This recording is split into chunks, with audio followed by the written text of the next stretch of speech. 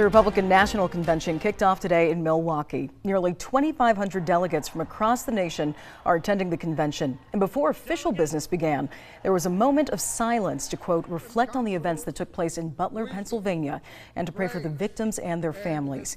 Now, leaders from all 50 states held a roll call vote, including the Kansas GOP, making their pick for president.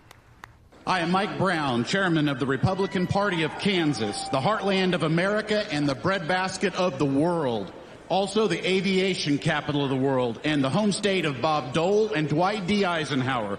Madam Chair, the great state of Kansas proudly casts all 39 of its votes for the man, Donald J. Trump. All right, now today made it official. Donald Trump is the Republican Party's presidential nominee. Florida was the final state to give Trump the amount of delegates to secure the nomination. Trump also announced his running mate today. It's Ohio Senator J.D. Vance, who made an appearance at today's convention. Vance was elected in 2023 for the Ohio Senate seat. The 39-year-old could make history as Trump's VP because if the Trump's Vance ticket wins, then he would be the third youngest VP in history. And this was the moment Trump made his first appearance today in Milwaukee after surviving an assassination attempt in Pennsylvania just 2 days ago. Now, the gunman grazed the former president's ear at the rally, and you can see a bandage covering that area where he was wounded. 2 days after that assassination attempt on former President Trump in Pennsylvania, President Joe Biden is defending how he talks about his political opponent. And 27 News Washington correspondent Vinay Simlat reports on the president's comments tonight amid bipartisan calls for civility. After the attack on former President Donald Trump's rally that left the former president bloodied, my fellow Americans, and President Biden's Oval Office address urging civility, NBC's Lester Holt pressed the president about statements like this.